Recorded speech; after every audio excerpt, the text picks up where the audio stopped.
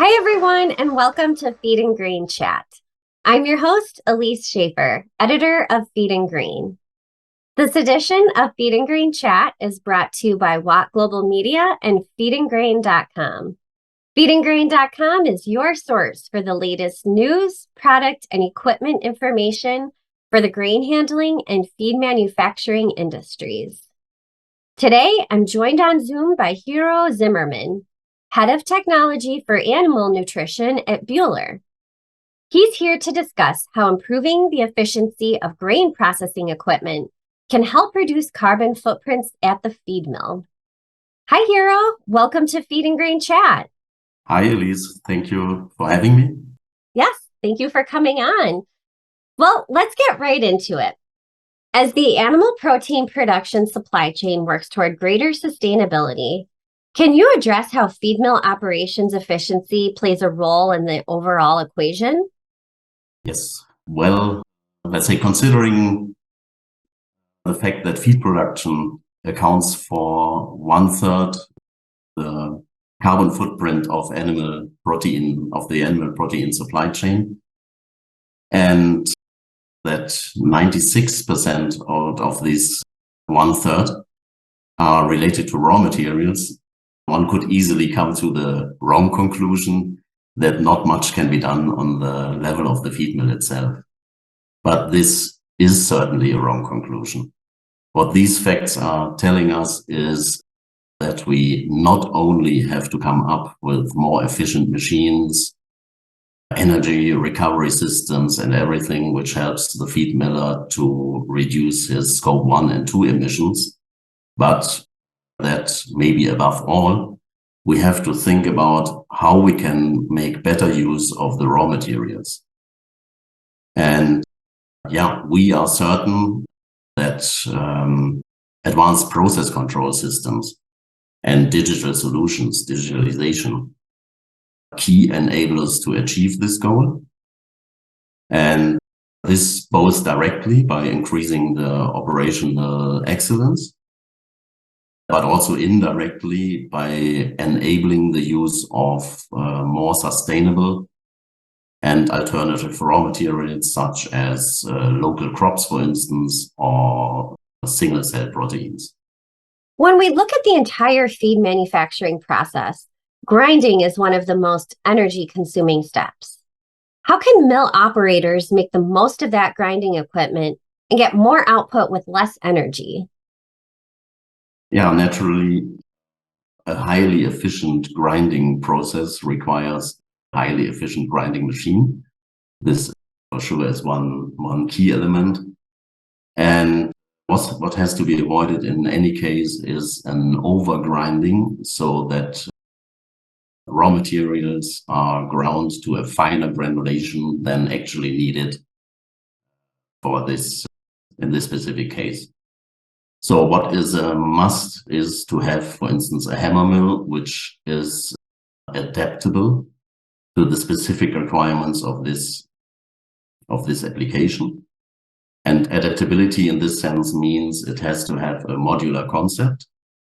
It has to have options like regrind chambers, impact plates, rotor sizes, so design elements which allow to find the right machine configuration for this application, for this specific application. And if this configuration is found, the machine runs in the most efficient level, and the grinding line also is optimized in this sense. And then, of course, let's say what can be done on top of that is to maintain the machine in this operating point by installing sensors, for instance, measuring the intake air of the machine and adjusting the feeder, so the product flow through the machine, so that clogging of the sieves is avoided, which in turn means that the machine is more available. We have seen cases over the last years where we achieved higher machine availability in the range of 30%, so 30% more throughput on the same machine, higher efficiency. And this is also quite an interesting approach, let's say, to in the long run or constantly and consistently achieve a good and high efficiency of the grinding line. And of course, also, let's say, on top of that, digital sensors can help to monitor the status of the machine and the status of the wear parts, so that, let's say, the right moment in time can be found to do a service on the machine or to exchange or to replace the wear parts. Wonderful. Now, you spoke about sensors on the grinding and the hammer mill. Can you describe how the use of digital sensors throughout the feed mill process can help optimize facility operations and help reduce carbon footprints? Yeah, digital sensors in the first place can provide higher transparency and more insights into the process, and also into the, let's say, product quality in a given moment, and into ambient conditions. So by just providing this kind of information to a skilled operator, this operator for sure can already find a better setting, can improve efficiency, can reduce this way the carbon footprint.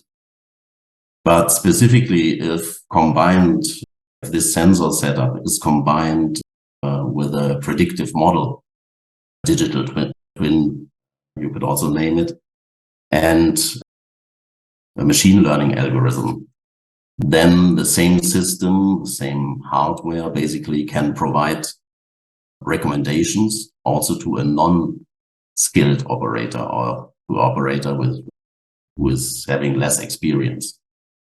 And with this kind of decision support systems, let's say having different skill levels in your stuff, you can run the feed mill in average at a much higher level than without such a system.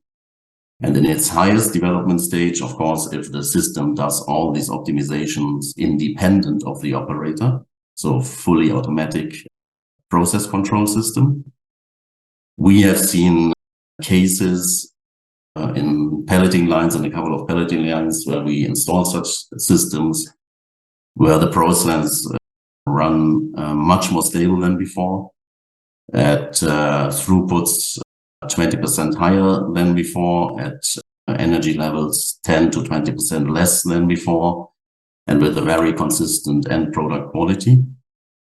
And if you translate this, for instance, for such a pelleting line, let's say a typical pelleting line with a yearly throughput or production capacity of 100,000 tons, if you translate this into the carbon reduction, so the carbon CO2 equivalent reduction, this is equal to something in the level of 3,000 tons less CO2.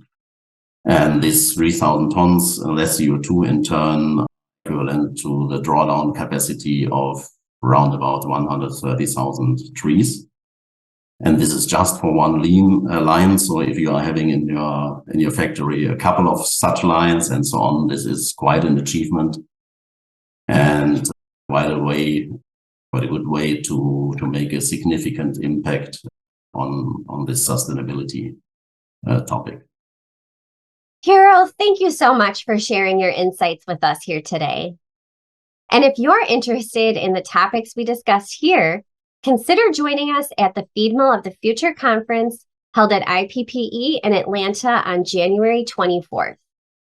Gero will be speaking there on a panel titled Feed's Role in Animal Ag's Path to Net Zero Carbon Emissions. For more information and to view the full program, visit feedmillofthefuture.com. That's all for today's Feed and Grain Chat. Thank you for joining, and I hope to see you next time.